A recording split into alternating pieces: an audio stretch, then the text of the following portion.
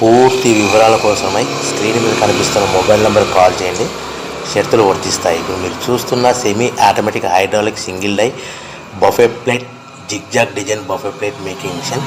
ఈ మిషన్లో మనం బఫే ప్లేట్ యొక్క border zigzag design buffet plate తయారు చేసుకోవచ్చు. At the same time extra die కొనుక్కొని నార్మల్ డిజైన్ బఫే ప్లేట్ కూడా తయారు చేసుకోవచ్చు.